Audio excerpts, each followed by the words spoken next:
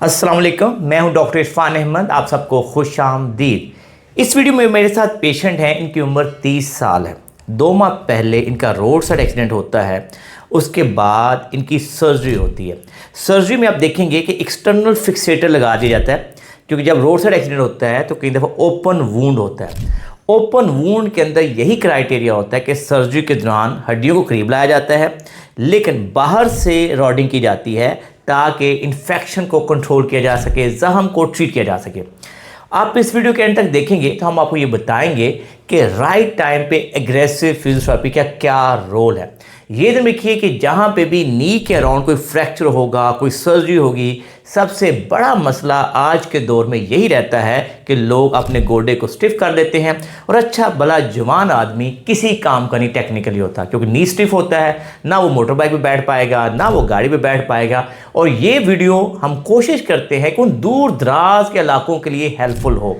जो दूर दराज बंदा बैठा हुआ है, उसको ये समझ नहीं आती और वो किसी अच्छे आर्थोपेडिक सर्जन या फिजियोथेरेपिस्ट के पास नहीं जा पाता। कई दफ़ा आर्थोपेडिक सर्जन अपना पार्ट सही भी कर लेते हैं, लेकिन सही फिजियोथेरेपी वर्जिशों की गाइडलाइन ना होने की वजह से वो अपने गोडे को स्टिफ कर देते हैं। आए रोज़ व्हाट्सएप के ऊपर हमें बहुत सारी वीडियोज़ आ रही होती हैं, हमारे सोशल मीडिया के ऊपर अक्सर लोग यही कंप्लेन करते हैं। तो फिर अगर आपका नी फ्रैक्चर हुआ है, आपको 2 माह हो गए हैं, 3 माह हो गए हैं, तो ये वीडियो आपके लिए बहुत हेल्पफुल होगी अगर आप A to Z समझने की कोशिश करेंगे कि किस वक्त कितनी एफर्ट से फिजियोथेरेपी करनी चाहिए ताकि आपका नी स्टिफ ना हो, आप घर बैठे अपने घुटने को पूरा मोड़ सकें और नॉर्मल लाइफ में वापस आ सकें।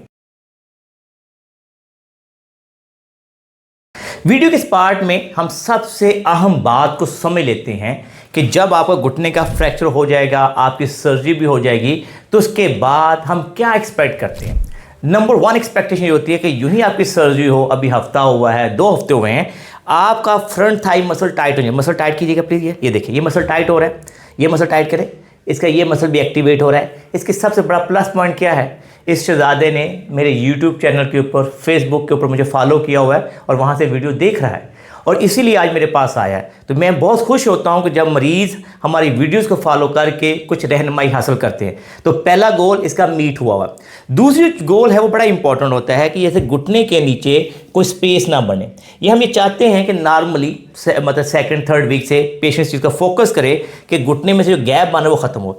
गैप आपको नज़र आ रहा होगा, ये दूसरा गोल है, इसको ठीक करना है। जैसे हम नी प्रेस करें सही वाली, यहाँ पर कोई गैप नहीं है, जब ये प्रेस करेंगे तो गैप है। तीसरा गोल क्या होता है जिसके ऊपर फोकस करना होता है कि पेशेंट पाँव खींचे, ये गुड़ लगे, टांग को सीधा उठाओ, सजाद रोको यहाँ पे। अभी तक जब इसने टांग उठाई तो बिल्कुल सीधी राड की तरह उठी है। ऑपरेशनली टांग उठाइए जरा प्लीज़। अभी जब इसने ऑपरेशनली टांग उठाई, आप देख रहे हैं कि इसमें खम आया। खम आने की 2 बड़ी वजूहत होती हैं। अगर आपका फ्रंट थाई मसल वीक होगा तो उससे भी खम आएगा, और सेकंड अगर अपने पीछे बैक साइड के मसल काफ हैमस्ट्रिंग टाइट होंगे तो उससे भी खम आएगा। लिहाजा इन तीनों चीज़ों को हमें एड्रेस करना होगा। अब आ जाते हैं अगला पार्ट, जो सबसे मुश्किल पार्ट है, जिसके लिए सबसे ज़्यादा YouTube के ऊपर, सोशल मीडिया के ऊपर वीडियो सर्च की जाती है। वो कौन सा है? वो है नी बेंडिंग। अब टांग मोड़ है गुड लेग की, पहले गुड लेग की।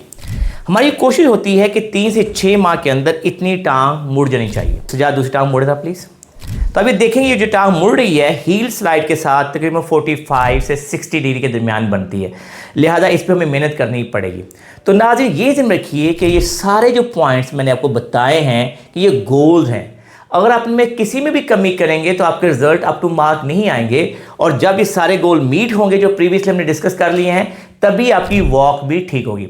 ऑन एवरेज जब भी हड्डी टूटती है तो 3 से 6 माह लगते हैं फुल वेट बेरिंग आते हुए, ये भी ध्यान रख लीजिए। पूरी टांग मुड़ते हुए भी 6 माह लग जाते हैं, लेकिन आपको लगातार मेहनत करना पड़ती है। जहाँ पे आप डीले पड़ेंगे, जहाँ पे फिजियोथेरेपी माठी होगी, अंडर फिजियोथेरेपी होगी। कई दफ़ा मरीज आते हैं हमारे पास कि हम फिजियोथेरेपिस्ट के पास जा रहे हैं, साहब हम बड़ी रेगुलर फिजियोथेरेपी करवा रहे हैं। हम उनके साथ अभी भी हमने सजाद के साथ 1 घंटे का सेशन किया, उसको समझाया है कि भाई इस तरह से फिजियोथेरेपी होती है। अग्रेसिव फिजियोथेरेपी कितनी डोज में वर्जिश करनी है, कितनी एफर्ट से वर्जिश करनी है, ताकि जो अब चीज़ मोल्ड करनी है हमने, उस पर जब तक स्ट्रेच नहीं आता तो उसका कोई फ़ायदा नहीं होगा फिजियोथेरेपी का। आप डेली बेसिस पे आप वर्जिशें कर रहे हैं, तो आप इस वीडियो को देखेंगे तो इंशाल्लाह आपको ये समझ आ जाएगी कि कितने लेवल की एग्रेसिव फिजियोथेरेपी रिक्वायर्ड होती है। सर्जरी के बाद एक्सरसाइज नंबर 1, ये ध्यान रखिए कि सबसे इंपॉर्टेंट चीज, चाहे आपका नी रिप्लेसमेंट हुआ है, चाहे आपका नी फ्रैक्चर हुआ है, चाहे आपकी मेनिस्कस की सर्जरी हुई है, चाहे आपके एसीएल रिकंस्ट्रक्शन हुआ है, आपको इस मसल को एक्टिवेट करना सीखना पड़ेगा। उसके लिए हमेशा best position long sitting position होती है। इसके लिए हम अपने पेशेंट सबसे पहले एक गुड साइड पे बैठा हुआ है और गुड साइड की टांग को मसल टाइट करें, छोड़िए, मसल टाइट कीजिए, छोड़िए, मसल टाइट कीजिए, छोड़िए। इसका सबसे बड़ा फायदा ये होता है कि आपका पूरा का बॉडी वेट जो हिप पे आया होता है। अक्सर लोगों जब हम लिटा के एक्सरसाइज करवाते हैं तो हिप से जोर लगा रहे होते हैं और वो ट्रिकी मूवमेंट बन जाती है, वो बेचारे लगे रहते हैं लेकिन उनका ये मसल एक्टिवेट नहीं होता। आपने ये ध्यान रखना है, किसी भी नी की सर्जरी के सेकंड डे से आपने इसको स्टार्ट करना है। शुरू में आपको दर्द ज़्यादा है, जख्म है, तो आप हल्का सा मसल टाइट करें, टाइट करें, वेरी गुड, छोड़े, टाइट करें, छोड़े, that is called quads activation. ठीक है, ये बहुत ही इंपॉर्टेंट एक्सरसाइज है। इससे ना सिर्फ आपकी पेन कम होती है बल्कि स्वेलिंग भी कम होती है। और जोर से टाइट करें, इसकी मॉडिफिकेशन की जाती है, मसल टाइट करें और टाइट करें और टाइट करें और टाइट करें और टाइट करें और टाइट करें। 10 सेकंड, 20 सेकंड, 30 सेकंड, 1 मिनट तक होल्ड तक लेके जाना होता है। जब मरीज 1 मिनट का होल्ड कर लेते हैं, हम ये समझते हैं कि उसकी अच्छी एक्सरसाइज हो रही है। तो अगर आपका भी नी सर्जरी हुई है, नी का फ्रैक्चर हुआ है, तो नंबर 1 एक्सरसाइज को लाजमी कीजिए।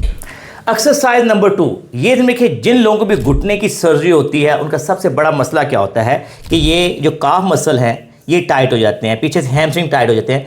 तो बहुत सिंपल और सादा है कि घर के अंदर आप दुपट्टा ले सकते हैं, कुछ चादर डाल सकते हैं, कोई रस्सी डाल सकते हैं और यहाँ पे अपने पाँव के ऊपर रखें, पाँव को आपकी तरफ खींचें, घुटने को नीचे दबाएं। जिनमें कोई भी नी रिप्लेसमेंट हुई है, किसी में जिसमें घुटने में खम होगा, ये बड़ी ज़बरदस्त आसान एक्सरसाइज है। आप बेड के साथ आराम से टेक लगा सकते हैं। आपने खींचना ज़ोर से और हर दफ़ा ये कोशिश करनी कि घुटना मेरा नीचे जाए। 5 तक गिन लें, 10 तक गिने, फिर ब्रेक ले लें, सांस ले लें, फिर आपने 5 तक गिने, 10 तक गिने, खींचे ज़ोर से ताकि ये पिंडली जो है इसके अंदर खिंचाव आए, आपकी जो काफ है उसकी फ्लेक्सिबिलिटी बढ़े।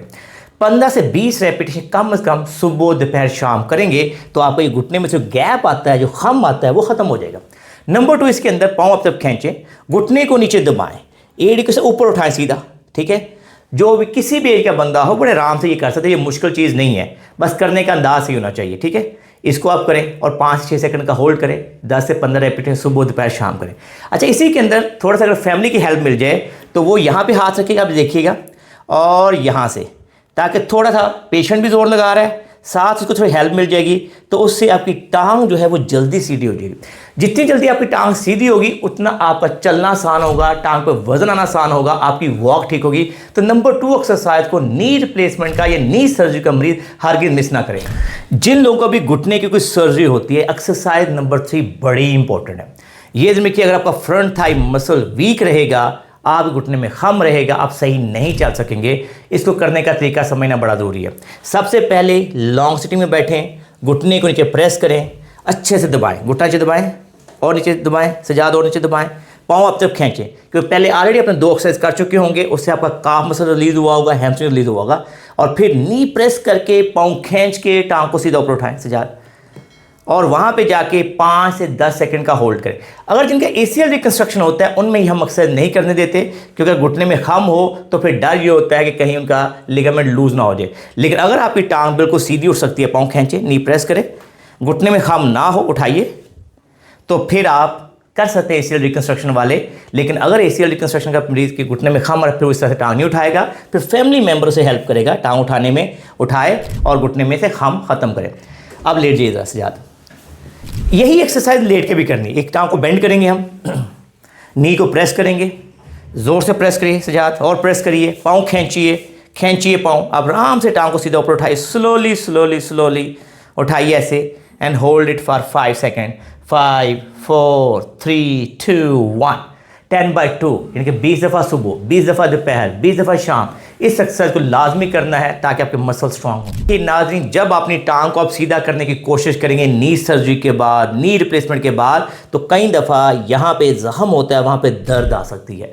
दर्द को कम करने के लिए आप बर्फ़ क्रश करेंगे, शापर में डालें, उसका इमेज यहाँ पे नज़र आएगा।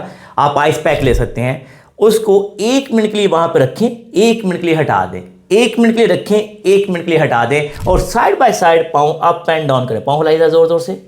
इससे क्या होगा कि आपकी टांग के अंदर ब्लड फ्लो बेहतर हो जाएगा, और जो आइसिंग है वो बेहतरीन सोर्स है पेन मैनेजमेंट का। लेकिन आइसिंग में हमेशा लोगों को इनकरेज करता हूँ कि डे टाइम पे करें। अक्सर लोग गलती ये करते हैं, कई दफ़ा वो आइसिंग करते हैं लेकिन वो 20 मिनट के लिए रख देते हैं, कई दफ़ा 25 मिनट के लिए रख देते हैं, उसके बाद दर्द को बढ़ जाती है। आप बेहतर जो टेक्निक है 1 मिनट के लिए कोल्ड करें, ठंडा करें अपने जो पेनफुल एरिया है, फिर 1 मिनट के लिए हटा दें। इस तरह 15 से 20 मिनट करेंगे तो आपको बेस्ट रिजल्ट लेंगे। लेकिन साइड बाय साइड जब ये करें तो जब आपने हटाई है आइस, नी प्रेस करिए सर आपने, ताकि नी को हल्का सा प्रेस भी करना है, पाँव भी हिलाना है, ताकि ब्लड फ्लो बेहतर होगा। इससे आप बेस्ट रिजल्ट ले सकते हैं आइसिंग के किसी भी नी पेन की सूरत में। आपके घुटने की सर्जरी हो जाती है, सबसे बड़ा मसला 2-3 माह के बाद क्या आता है? ये जिनमें कि घुटना स्टिफ हो जाता है, घुटना अकड़ जाता है और इसी से लोग घबराते हैं। इसलिए सबसे बेहतर और अच्छी टेक्निक क्या है कि आपने टांग को बेंड करना है। देखिए अब ये जिन रखिए कि यहाँ से आपने टांग को बेंड कर लिया, इससे जितना मर्जी जोर लगाएंगे हैमस्ट्रिंग में इतनी ताकत नहीं होती कि वो टांग को ऊपर ले जाए। खींचे और ये देखिए यहाँ पे लॉक हो गया। अब इसको थोड़ा ट्रिकी मूवमेंट बनाएं, पेशेंट को इंगेज करें। बहुत सिंपल सादा अप्रोच है कि यहाँ से हम कहेंगे अच्छा हमने हाथ अपने हिप्स उठाइए इधर प्लीज़, सजाद उठाइए, उठा दीजिए, बाहर उठा लें। अब आराम आराम से नीचे लेके जाओ, कोई जल्दी नहीं है, सुकून से करो। घर के अंदर आपके पास बहुत टाइम होता है, तसल्ली से करना है, कोई ओवर पुश करने की ज़रूरत नहीं है। पाँव आपका लग गया है, ठीक है, वहाँ पे जाके 5-6 सेकंड का होल्ड करना। ये बड़ी ज़बरदस्त टेक्निक है नाज़रीन, जिन लोगों का भी स्टिफ नहीं होता है इसमें बहुत फ़ायदा मिलता है। फिर आप हिप उठाइए ज़रा सजाद, और ऊपर उठाइए, और ऊपर उठाइए, और ऊपर उठाइए, और ऊपर उठाइए, आराम से उठाइए। ये टेक्निक यंग लोगों में बड़ी इफेक्टिव है, क्योंकि साथ रहे कि उनकी बैक स्ट्रांग होती है, हिप मसल स्ट्रांग होते हैं और उनमें कर्ज भी ज़्यादा होता है, तो उनमें ये काफ़ी हेल्पफुल है। तो ये टेक्निक है। वैसे तो यूट्यूब पे बहुत सारी मेरी वीडियो स्टिफनी की पड़ी हुई हैं, लेकिन ये ज़रा स्टिफनी ज़्यादा है, मैं इसलिए आपके साथ ये शेयर करूँ। ये बड़ी ज़बरदस्त टेक्निक है। फिर उठाइए सजाद, और ऊपर उठाइए, ये देखिए, और फिर नीचे ले जाइए। तो इस टेक्निक को अच्छे तरीके से सीख के अगर आपका फैमिली मेम्बर, भाई बहन, दोस्त आपको करवाता है और आपने कम से कम भी 15 से 20 दफ़ा इसको दोहराना है, और जब ये करें तो कम से कम 5 सेकंड 10 सेकंड का होल्ड करेंगे, तो इससे स्टिफ से स्टिफ नी जो होते हैं वो टांगें मुड़ जाती है। हमने बड़े बड़े गंदे केस देखे हैं, लेकिन अल्हम्दुलिल्लाह जब हम इस तरह की टेक्निक को अप्लाई करते हैं तो 3 से 6 माह के अंदर उनकी टांग पूरी मुड़ जाती है। नंबर 2 टेक्निक, जिनका स्टिफनी बहुत ज़्यादा है और वो चाहते हैं कि बहुत ज़्यादा एक्सरसाइज ना करें, लेकिन 2 ऐसी टॉप एक्सरसाइज बता दी जाएं जिससे उनका घुटना मुड़ जाए, तो ये उनमें से एक है। ऑलरेडी पहले आप देख चुके हैं। अच्छा, इसके अंदर हम कहते हैं पेशेंट के बेड के एज पे बैठ जाए आराम से, और वो कोशिश करे कि जब हम उसकी टांग को बेंड कर हिप को लिफ्ट ना करें, तो आप आराम से एक हाथ थाई पर रखते हैं, एक हाथ यहाँ पर रखते हैं एंकल के अराउंड, और हल्का सा स्ट्रेच देते हैं। आपने ये देखना कि मिलीमीटर बाय मिलीमीटर ही आगे जाना है। ये नहीं कि अगले की जान नहीं निकालनी, लेकिन उसको कोशिश करना है कि वो टॉलरेट करे पूरा मैक्सिमम, और लूज छोड़ो, लूज छोड़े। यहाँ पे कई दफ़ा पेशेंट गलती क्या करते हैं, वो आगे को जोर लगा रहा होता है, और वो आगे को जोर लगाएगा तो ऑटोमेटिकली फिर इंजरी होने के चांस ज़्यादा होंगे। तो मेक श्योर करें कि पेशेंट मेंटली रिलैक्स हो और वो पीछे की तरफ टांग लेके जाए, पीछे की तरफ लेके जाए टांग, पीछे लेके जाओ सजाद, शाबाश, पीछे लेके जाओ सजाद, पीछे लेके जाओ। तो एक ये ज़बरदस्त टेक्निक हो जाएगी। अब इसमें भी आपने 15 से 20 रेपिटेशन करवा ली। अगर पेशेंट बहुत तंग हो रहा है, साथ साथ दर्द हो रही है, तो आप उसको आइसिंग कर सकते हैं, जैसे कि मैंने बताया है कि बर्फ़ का शार्पनर में डाल लें, 1 से 2 मिनट रखें, फिर हटा दें, साथ ही बेंडिंग कर दें, फिर हटा दें, फिर कर लें। सजाद थोड़ा आगे को बैठो, थोड़ा सा आगे हो जाओ। अब थोड़ा सा हमने आगे कर लिया, तकरीबन 3 इंच। अब लेट जाओ सजाद, बिल्कुल रिलैक्स होकर लेट जाओ। अच्छा, ये बड़ी ज़बरदस्त टेक्निक किस तरह से बनती है कि इसमें मरीज़ को क्योंकि अपनी टांग नज़र नहीं आ रही होती, और मैंने यूजुअली देखा है कि जो पेशेंट नॉन कोऑपरेटिव होते हैं उनके अंदर बहुत हेल्पफुल होती है कि आराम से आप टांग पे हाथ रखते हैं और बॉडी को ढीला कहते हैं, छोड़ो सजाद, पीछे लेके जाओ प्लीज़, प्लीज़ पीछे लेके जाओ, प्लीज़ पीछे लेके जाओ। तो इतना का आपने पुश करना है कि उसकी टॉलरेंस में रहे। तो अगर ये 2 टेक्निक्स ही फॉलो करते हैं, इवन बहुत ज़्यादा एक्सरसाइज ना भी करें, तो फिर भी नाज़रीन आपकी टांग मुड़ जाती है। सजाद ने हमारे साथ कमिटमेंट किया है कि वो इंतहाई ईमानदारी से ये जो मैंने उसको वीडियो दी है, ये इसको हम अभी शेयर करने लगे हैं, ये करेगा, और फिर 15 दिन या महीने में ये हमें दोबारा यहाँ पे आके विज़िट करेगा। फिर हम दोबारा से इसकी वीडियो बनाएंगे ताकि नाज़रीन आपको ये समझ आए कि 15 दिन के बेसिस पे या 30 डेज बेसिस पे किस तरह से प्रोग्रेस आती है। कई दफ़ा लोग कंफ्यूज होते हैं, मुझे लगता है शायद ये वीडियो जो है मरीज़ के साथ है कि नहीं है, लेकिन इंशाल्लाह सजाद जब आपके साथ वीडियो शेयर करेगा उससे आप लोगों को भी हौसला होगा कि जो लोगों का स्टिफ नी है, जिन लोगों का नी फ्रैक्चर हुआ है, उसके बाद कैसे रिहेबिलिटेशन होती है। मैं उम्मीद करता हूँ कि स्टिफ नी के ऊपर आपको हमारी वीडियो पसंद आई होगी। और आपका ACL रिकंस्ट्रक्शन हुआ है, उसके बाद आपका नी स्टिफ हो गया, तो ये वीडियो देखिए। अगर आपका नी रिप्लेसमेंट हुआ है उसके बाद आपका नी स्टिफ हो गया तो आप हमारी ये वीडियो दे सकते हैं। मैं उम्मीद करता हूं कि स्टिफ नी के ऊपर आपको ये हमारी वीडियो पसंद आई होगी। अगर आपको ये वीडियो पसंद आई है तो इसको लाइक और शेयर कीजिए, हमारे चैनल को सब्सक्राइब कीजिए और बेल आइकन को जरूर क्लिक कीजिए ताकि आपको हमारी नई वीडियोज़ के बारे में आगाही हो। अल्लाह हम सबका हामी नासर हो। अल्लाह हाफिज़।